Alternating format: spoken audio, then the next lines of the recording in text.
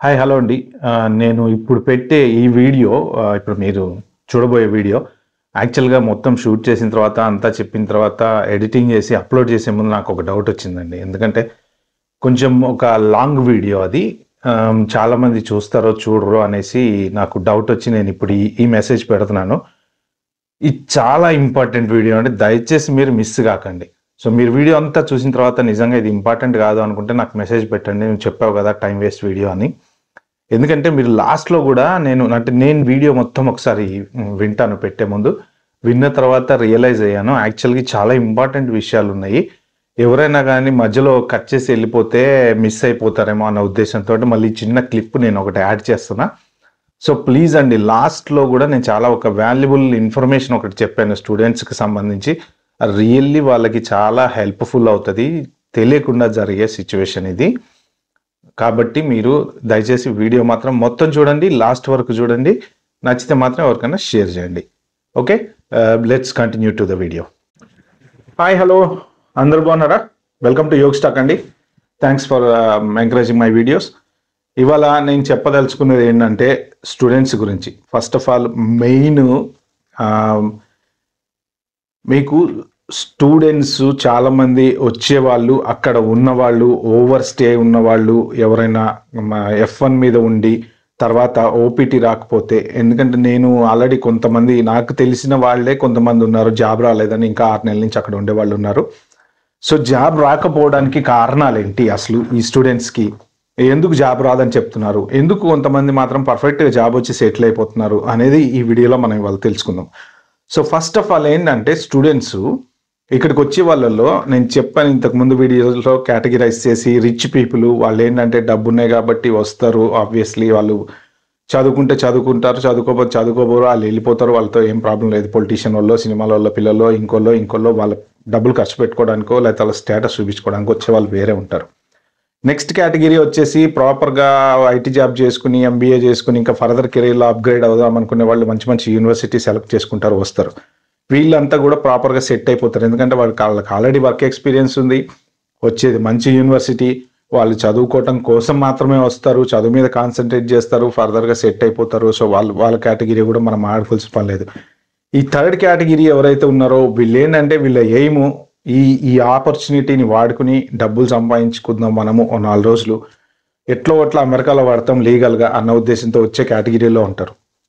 వీళ్ళు ఎలా ఉంటారు అంటే బేసిక్గా చెప్పాలంటే ఫస్ట్ మీకు వీసా రావాలంటే మంచి యూనివర్సిటీ అయితే వీసా వస్తుంది. ఏదో చెత్త యూనివర్సిటీ అంటే ఒక్కొక్కసారి రావచ్చు, రాకపోవచ్చు, ఛాన్సెస్ తక్కువ ఉంటాయి. కాబట్టి ఏంటంటే కన్సల్టెంట్లు, ఏజెంట్లు ఏం చేస్తారంటే మంచి టాప్ యూనివర్సిటీలోనే వీళ్ళకి సీట్ అప్లై చేస్తారు.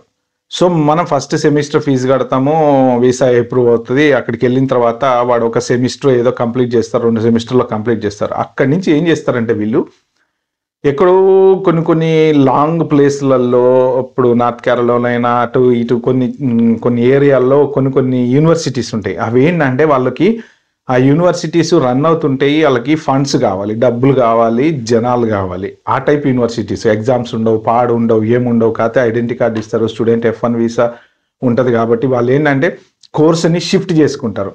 ఆ షిఫ్ట్ చేసుకున్న తర్వాత ఒక సెమిస్టర్ యువతల యూనివర్సిటీ వాళ్ళు కట్ చేస్తే ఆ అవతల యూనివర్సిటీ వాళ్ళు నెక్స్ట్ సెమిస్టర్ నుంచి కంటిన్యూ అవుతాడు.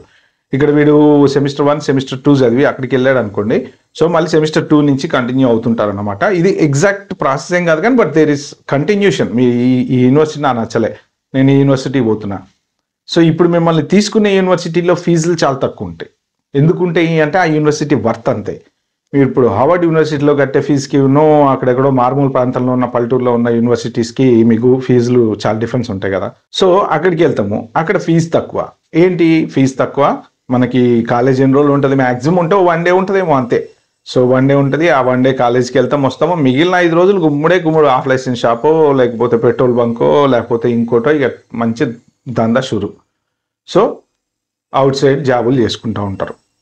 ఇలాంటి కేటగిరీ స్టూడెంట్సే ఇప్పుడు ఎక్కువ ట్రబుల్లో ఉన్నారు. ఓకే. సో చదువుకున్న నేను చెప్పిన ఫస్ట్ 2 కేటగిరీల వాళ్ళకి ఎటువంటి ప్రాబ్లమ్ లేదండి. వాళ్ళు హ్యాపీగా ఉన్నారు, వాళ్ళు భయపడాల్సిన పని లేదు. ఈ థర్డ్ కేటగిరీ స్టూడెంట్స్ ఎవరైతే ఈ యూనివర్సిటీ పేరు చెప్పుకొని వీసా తెచ్చుకొని వచ్చి పక్క యూనివర్సిటీకి షిఫ్ట్ అయ్యి అలా పని వారానికి 40 గంటలు 50 గంటలు 60 గంటలు క్యాష్ ఇన్ హ్యాండ్ జాబ్ చేస్తూ డబ్బులు పంపించాడు, క్యాష్ ఇన్ హ్యాండ్ జాబ్ చేస్తూ డబ్బులు పంపించాడు. చదువు లేదు ఇది లేదు ఏం లేదు, వీడు అయిపోయా కథం. సో అలాంటి వాళ్ళు మాత్రం చాలా జాగ్రత్తగా ఉండండి. సో ఇంకొకటి నేను మీకు చెప్దాం అనుకుంది ఏంటంటే, యుఎస్లో లేక్ అండ్ రైలీ యాక్ట్ అనేది ఒకటి ట్రంప్ వచ్చిన తర్వాత సైన్ అయింది. అది జనవరి 29 నుంచో ఎప్పటి నుంచో స్టార్ట్ అయింది. సో అది కూడా ఎందుకు స్టార్ట్ చేశారు అంటే, రీసెంట్గా ఎవరో ఇల్లీగల్ ఇమిగ్రెంట్ వచ్చేసి ఎవరినో ఆ పర్సన్ చంపేస్తే ఆ చంపడం వల్ల అది పెద్ద సీరియస్ ఇష్యూ అయ్యి దాని మీద డిస్కషన్స్ చేసి పార్లమెంట్లో బిల్లు పెట్టేసి వాళ్ళు ఈ బిల్ అనేది పాస్ చేశారు. సో దీంట్లో ఏంటంటే బేసిక్గా మీకు కరెక్ట్ చెప్పాలంటే చాలా మందికి ఫారెన్లో ఉండే సిస్టమ్స్ కొన్ని తెలియవు. అంటే కొత్తగా వచ్చే స్టూడెంట్స్ కానీ అందరూ అప్ టు డేట్ టెక్నాలజీలో ఉండాలని ఏం లేదండి, తెలియనివి చాలా ఉంటాయి.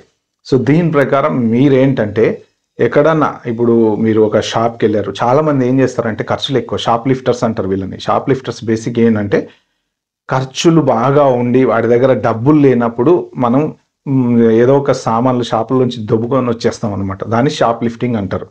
సో అది ఆల్మోస్ట్ అన్ని చోట్ల జరుగుతుంది.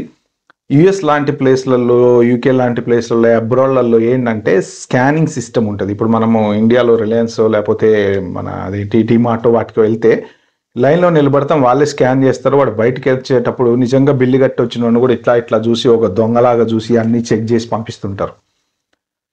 కానీ ఇక్కడ ఏంటంటే ఇప్పుడు కొత్తగా మన కౌంటర్లో నిలబడి మనం అన్ని స్కాన్ చేయించుకుంటే వాళ్ళకి అన్ని ఇస్తాము, వాళ్ళు అన్ని స్కాన్ చేసి బాస్కెట్లో పెట్టి పంపించేస్తారు. సెల్ఫ్ చెక్అవుట్స్ వచ్చినాయి. సెల్ఫ్ చెక్అవుట్స్ అంటే ఏంటంటే ఇప్పుడు మన దగ్గర రీసెంట్గా మన ఇది డెకత్లాన్లో పెట్టారు. నేను చూసిన దాని ప్రకారం డెకత్లాన్లో వెళ్ళి మనమే స్కాన్ చేసేసుకుంటాము. కాకపోతే సీసీటీవీ అబ్జర్వ్ చేస్తూ ఉంటుంది. అక్కడ బయటకు వచ్చేటప్పుడు చెక్అవుట్లో సేమ్ అలాంటి ప్రొసీజరే ఇక్కడ ఎప్పటి నుంచో ఉంది, కొన్ని చాలా సంవత్సరాల నుంచి ఉంది ఫారెన్లో. ఏంటంటే వాళ్ళు ఏం చేస్తారంటే ఒక 4 ఐటమ్స్ కొంటారు, 4 ఐటెంలో 2 స్కాన్ చేస్తారు, 2 స్కాన్ చేయకుండా బాస్కెట్లో పడేసుకుంటారు. సో కొన్నిటికి ట్యాక్స్ ఉంటాయి, బట్టలు కానీ అవి కానీ ఇవి కానీ ఏంటంటే కొన్నిటికి సెక్యూరిటీ ట్యాక్స్ ఉంటాయి. ఆ బయటకు వెళ్ళేటప్పుడు సెక్యూరిటీ దగ్గర మోగుతుంది, వాడు అప్పుడు బిల్లు చెక్ చేస్తాడు, ఏదైనా ఉంటే అక్కడ ఇదవుతుంది. కొన్ని గ్రాసరీ ఐటమ్స్కి ఏంటంటే అలాంటి సెక్యూరిటీ ట్యాక్స్ ఉండవు. చిన్న చిన్న ఐటమ్స్ లేకపోతే డ్రింకో అదో ఇదో అలాంటి ఐటమ్స్కి ఏంటంటే వాళ్ళ సెక్యూరిటీ ట్యాగ్ అనేది పెట్టరు. సో కాబట్టి ఏంటంటే కొంతమంది షాప్ లిఫ్టర్స్ దొబ్బేసుకుని వెళ్ళిపోతూ ఉంటారు. ఒక 10 ఐటమ్స్లో 2 ఐటమ్స్ స్కాన్ చేయకుండా పడేస్తారు. ఇప్పుడు ఫుడ్ ఉంటాయి, డోనట్స్ ఉంటాయి, ఇలాంటి చిన్న చిన్న ఐటమ్స్ అనమాట, వాటికి ఇవి పెట్టరు. ఎందుకంటే ఇది మెయింటైన్ చేయాలంటే వాళ్ళకి ఖర్చు ఎక్కువ అవుతుంది కాబట్టి చిన్న చిన్న ఐటమ్స్కి పెట్టరు. అలాగా మనం 10 ఐటమ్స్ కొనుక్కున్నప్పుడు 11 ఐటమ్ని 2-3 ఐటమ్స్ని అలా వేసేసుకుని వెళ్ళిపోతుంటాం. కానీ మనం ఏమనుకుంటాము అంటే ఎవడు పట్టుకోలేదు, అలారం మోగలేదు, వెళ్ళిపోయాం అనుకుంటాం. కానీ సెక్యూరిటీ వాళ్ళు ఎవరైతే ఉంటారో వాళ్ళు స్పెషల్లీ ట్రైన్డ్ అనమాట. మనం సీసీటీవీలో మానిటర్ చేసి ఎవరెవరు ఏం చేస్తున్నారు అనేది వాళ్ళు హైలీ ట్రైన్డ్ అనమాట. వాళ్ళు ఇట్లా మన మొక్కను చూస్తే చెప్పగలరు షాప్ లిఫ్టర్స్ ఎవరు, నిజంగా చేసేది ఎవరు అనేది చెప్పగలరు. సో ఏంటంటే వాళ్ళు మన మీద ఒక కన్నేసి ఉంచుతారు, అనుమానం వచ్చినట్టు ఇట్లా ఇట్లా ఇట్లా ఇట్లా ఇట్లా ఇట్లా ఇట్లా ఇట్లా ప్రతి చోట కళ్ళు స్కాన్ అవుతూనే ఉంటాయి వాళ్ళవి. సో ఆ స్కాన్ అయ్యేటప్పుడు ఏంటంటే వీళ్ళు ఏం షాప్ లిఫ్ట్ చేస్తున్నాడా ఏం చేస్తున్నాడా అందరు మీరు చూస్తారు.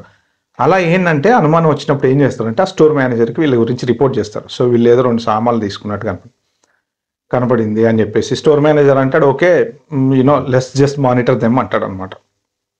సో నెక్స్ట్ మళ్ళీ వీళ్ళు పట్టుకోలేదు కదా, అలవాటు అయిపోతుంది. సెకండ్ టైం వెళ్తారు, థర్డ్ టైం వెళ్తారు. మన స్టూడెంట్స్ చాలామంది చేసే వాళ్ళు ఉన్నారు ఇలాంటివి. థర్డ్ టైం వెళ్తారు. థర్డ్ టైం వీళ్ళు ఏం చేస్తారంటే వీళ్ళు ఎప్పుడైతే స్టోర్లోకి ఎంటర్ అవుతారో అక్కడ వాళ్ళకి అలారం ట్రిగ్గర్ అవుద్ది. ఎందుకంటే ఈ సాఫ్ట్వేర్స్ ఉంటాయి చూసారా, సీసీటీవీ సాఫ్ట్వేర్స్లో మనం రకరకాల ట్రిగ్గరింగ్ పాయింట్స్ పెట్టచ్చు. అంటే ఎవరైనా ఏ పర్టికులర్ వాళ్ళ ఫేస్ ఒకటి తీసుకుని సీసీటీవీ సాఫ్ట్వేర్కి చెప్పి ఈ ఫేస్ చూసి వీళ్ళు మనకి ఎంటర్ అయినప్పుడు ట్రిగ్గర్ చెయ్యి, అలారం చెయ్యి అంటే అది చేస్తుంది అనమాట. సో ఆ సాఫ్ట్వేర్ అలా ట్రిగ్గర్ చేస్తుంది. వీళ్ళు ఎప్పుడైతే స్టోర్లోకి ఎంటర్ అయ్యారో సెక్యూరిటీ సిస్టంలో ట్రిగ్గర్ వచ్చేస్తుంది, ఓకే వీళ్ళు వచ్చారు అని. ఎంబటే ఈడు స్టోర్ మేనేజర్ వీళ్ళంతా కాంటాక్ట్లో ఉంటారు. కానీ వాళ్ళు వచ్చి డైరెక్ట్ పట్టుకోరండి. ఇక్కడ తెలివి ఏంటంటే వాళ్ళు వచ్చి డైరెక్ట్గా మనల్ని పట్టుకోరు. They let them do your business. మీరు వచ్చి షాప్లోకి వెళ్ళి సామాన్లు తీసుకొని కొనుక్కొని అన్నీ స్కాన్ చేసుకొని మీ సంచిలో పెట్టుకొని మీరు కరెక్ట్గా ఎంట్రన్స్ దగ్గరికి వెళ్ళేటప్పటికి మామూలు రెడీగా ఉంటారు అనమాట. సో అక్కడ మొదలవుతుంది కదా. వాడు వచ్చి అడుగుతాడు నీ బిల్లుది, బిల్లు దీంట్లో 4 ఐటమ్స్ ఉంటాయి, బాస్కెట్లు ఎన్ని ఉన్నాయి, 6 ఐటమ్స్ ఉన్నాయి, అంటే 2 ఐటమ్స్ తేడా వచ్చినాయి. అదేంటి అంటే ఓ సారీ బై మిస్టేక్ అయిపోయింది, నేను ఐ పే ద బిల్ అంటాం జనరల్గా ఎవరైనా. వాడెంబటే చిట్టా తీస్తాడు, మన చిత్రగుప్తుడు చిట్టా, అన్న నువ్వు 2వ తారీఖు ఇవి దొబ్బినావు, 3వ తారీఖు ఇవి దొబ్బినావు, 4వ తారీఖు ఇవి దొబ్బినావు, సో కాబట్టి నీ మీద పెద్ద సీన్ ఉంది. అప్పుడు పోలీసు వాళ్ళు ఎవరైతే మనకి వీళ్ళని పట్టుకోవడానికి వచ్చిన వాళ్ళు స్టోర్ మేనేజర్ని అడుగుతారు. స్టోర్ మేనేజర్ని ఏం చేయమంటారు అని అడుగుతారు అనమాట. స్టోర్ మేనేజర్ కనుక ఒకవేళ కన్విన్స్ అయ్యి ఫోన్లే వదిలేయండి వార్నింగ్ ఇచ్చేసి అంటే వదిలేస్తారు, కానీ స్టోర్ మేనేజర్లు అంత ఈజీగా తీసుకోరు కదా, ఎందుకంటే అన్నిసార్లు నువ్వు షాప్లో దొంగతనం చేసినప్పుడు వాళ్ళు ఏమంటారంటే చెల్ ఎక్కిచ్చేయి అంటారు. వీళ్ళని తీసుకెళ్తారు, మళ్ళీ జైల్లో పెడతారు. అక్కడ ఒక్కసారి జైల్లోకి వెళ్ళామంటే బెయిల్ తీసుకొని బయటికి రావాల్సిందే తప్ప వాడు వెళ్ళి అన్న ఫోన్ చేసి మావాడరా వదిలే అంటే వదిలేటాలు ఉండవు అక్కడ. సో ఈ ప్రాసెస్లో వీళ్ళని ఇదివరకు ఏంటంటే బెయిల్ మీద కొంచెం బయటకు తీసుకొచ్చేసి మళ్ళీ వాళ్ళ పని వాళ్ళు చేసుకుని ఏదో మిస్టేక్ చేశారనో తప్పు చేశారనో ఫైన్ కట్టో పొరపాటు చేసినామనో ఉండేది. ఇప్పుడు మాత్రం అలాంటి సిచ్యువేషన్ లేదు. ఈ కథంతా టైం వేస్ట్ కథంతా ఎందుకు చెప్పానంటే నిజంగా వేస్ట్ కాదు, ఇలాంటి వాళ్ళు చాలామంది ఉన్నారు, చాలామంది దొరికారు కూడా. నాకే పర్సనల్ ఓన్ ఎగ్జాంపుల్ కూడా ఉంది. నేను మా ఫ్రెండ్స్ సింగపూర్లో ఒకప్పుడు షాపింగ్కి వెళ్ళినప్పుడు, నేను సింగపూర్లో జాబ్ చేసే రోజుల్లో జరిగిన ఇన్సిడెంట్ ఇది. ఇప్పుడు కూడా కాదు, ఇది ఆల్మోస్ట్ 22 years బ్యాక్. ఆ రోజుల్లోనే సెక్యూరిటీ ట్యాగ్ ఉండేవి, కానీ మాకు తెలీదు.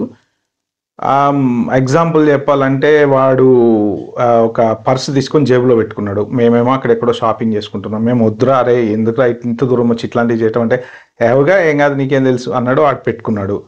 సో అలాంటి ట్యాక్స్ ఉంటాయని, స్కాన్ చేస్తాయని, మనం దొరికిపోతామని మనకు తెలీదు. చివరికి ఏమైందయ్యా కదా అంటే, కట్ ద స్టోరీ షార్ట్, 2 ఎంట్రన్స్లు ఉన్నాయి. మేము ఒక ఎంట్రన్స్ నుంచి బయటకు వచ్చేసాము, బయట నిలబడ్డాం, బస్ కోసం వెయిట్ చేస్తున్నాము. వాడు ఇంకో ఎంట్రన్స్ నుంచి ఇలా పక్కనే బయటకు వస్తుంటే అలారం మోగింది. పిలిచారు సెక్యూరిటీ వాళ్ళు, నీ దగ్గర ఏముంది తీ అంటే నా దగ్గర ఏం లేదన్నాడు. ఆ పర్సు ఈ పర్సు అన్ని తీశారు, తీసుకెళ్ళి దాని దగ్గర ఇలా పెడితే కీ కీ కీ అని మోగింది. అప్పుడు మాకు తెలిసిందనమాట ఇలాంటి సిస్టమ్ ఒకటి ఉంటుంది అని చెప్పేసి. సో వాడిని తీసుకెళ్లారు, వాడు పైకి తీసుకెళ్లారు. తర్వాత మేము వెళ్ళాము, బతిమలాడాము, సార్ పొరపాటు అయిపోయింది సార్ అని. ఎందుకంటే అప్పుడు గుడ్ ఓల్డెన్ డేస్ కాబట్టి పెద్ద సీరియస్గా పట్టించుకోలేదండి, వాళ్ళు వదిలేశారు. కానీ ఏమైంది అంటే ఇది వీడి చేసిన పని, వీడితో ఒక లెటర్ రాపించుకొని వాడిని వదిలేశారు. సో వీడి చేసిన పని ఏదైతే ఉందో అది ఇమిగ్రేషన్ దాంట్లో రికార్డ్ అయింది. సో నెక్స్ట్ టైం వాడు మంచి జాబు మంచి జీతం ఉంది, కానీ ఏమైంది వీసా ఎక్స్టెన్షన్కి వెళ్ళినప్పుడు రాలేదు. సో ఈ హ్యాస్ టు గో బ్యాక్. ఆడ అదృష్టం ఏంటయ్యా అంటే యాక్చువల్గా అయితే జైల్లో పెట్టాలి, తీసుకెళ్ళి చిప్పకూడి దింపియాలి, శంకర్గిరి మాన్యాలకు పోయినట్టు అయిపోయేది పరిస్థితి. అదృష్టం బాగుండి వాడెవడో ఉన్నాడు, వాడు మేము బతిమలాడాము, పొరపాటు అయిపోయిందని చెప్పాము, క్షమించండి అని చెప్పాము, తప్పు అయిపోయిందని చెప్పాము కాబట్టి వాడిని వదిలేశారు. But luckily saved from going to the jail అనమాట. ఇలాంటి సిచ్యువేషన్స్ చాలా ఉంటాయండి, చాలా మందికి తెలియదు.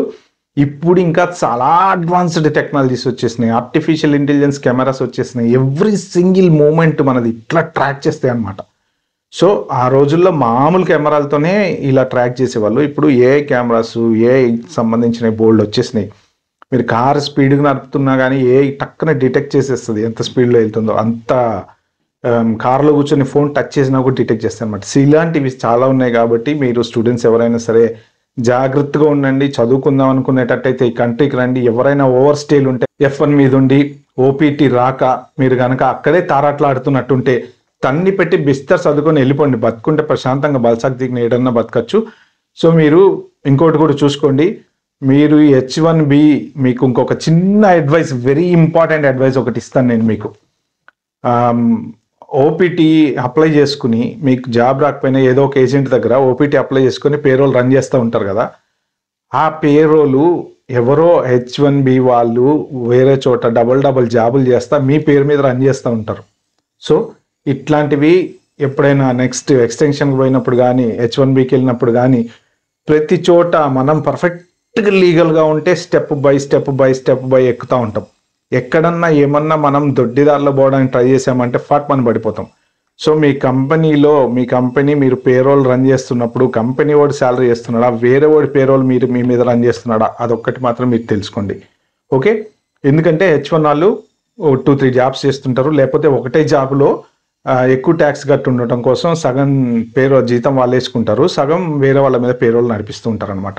సో ఇది మోస్ట్ ఆఫ్ ద ఓపీటీ వాళ్ళ మీదే ఎక్కువగా నడిపిస్తూ ఉంటారు. ఏంటి రిలేషన్ అంటే ఏదో ఒకటి చెప్తారు వాళ్ళు.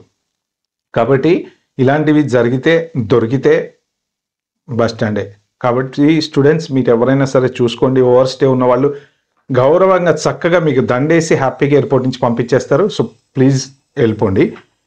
అక్కడ నుండి మాత్రం ఇలాంటి పనులు చేసి ఈ షాప్ లిఫ్టింగ్లు అవి ఇవి చేసి మాత్రం, ఎందుకంటే దొరికిన వాళ్ళు ఉన్నారు ఇలా చేసిన వాళ్ళు. ఆబ్వియస్లీ కొంతమంది ఫన్కి చేస్తారు, దొరికిపోతారు. కొంతమంది ఏంటంటే నడిచినంతకాలం నడిపిద్దాం అనుకుంటారు, దొరుకుతారు. ఇప్పుడు ఏంటంటే ఫ్రీ హ్యాండ్ వచ్చేసింది, ఐస్ వాళ్ళకి ఫ్రీ హ్యాండ్ వచ్చేసింది, లా ఎన్ఫోర్స్మెంట్ వాళ్ళకి ట్రంప్ తొక్కి పాడదొబ్బండి అందరినీ అని చెప్పేశాడు. కాబట్టి మీరు ఎంత జాగ్రత్తగా ఉంటే అంత ప్రశాంతంగా ఉంటాం మనం. ఓకే, మీరు ఎవరైనా వచ్చేవాళ్ళు స్టూడెంట్స్ ఇప్పుడు యుఎస్ రావాలనుకున్న వాళ్ళకి ఇంకొక బెస్ట్ అడ్వైస్ ఏంటంటే, మీరు డబ్బులు ఉండి మిమ్మల్ని మీరు పోషించగలిగితేనే రండి. జాబ్ చేసి కవర్ చేద్దామో ఎక్స్పెన్సెస్ అనుకుంటే మాత్రం మీరు ప్రశాంతంగా అన్ని క్యాన్సిల్ చేసుకొని అక్కడే ఉండండి. ఓకే ఫ్రెండ్స్, సో ఇది కొంచెం మీరు ఎవరికైనా వీడియో షేర్ చేయండి, ఎందుకంటే నేను చెప్పిన ఈ మధ్యలో స్టోరీ ఏదైతే ఉందో అది చాలామందికి హెల్ప్ అవుతుంది. తెలియని వాళ్ళు కూడా ఉన్నారు, కాబట్టి వాళ్ళకి హెల్ప్ అవుతుంది అనే ఉద్దేశంతో నేను కొంచెం లెంగ్త్ వీడియో అయినా సరే కొంచెం డీటెయిల్డ్గా చెప్పాను. సో ప్లీజ్ నాకు నా వీడియో కనుక నచ్చితే మాత్రం మీరు కామెంట్ చేయండి, షేర్ చేయండి, లైక్ చేయండి, సబ్స్క్రైబ్ చేసుకోండి. Thank you.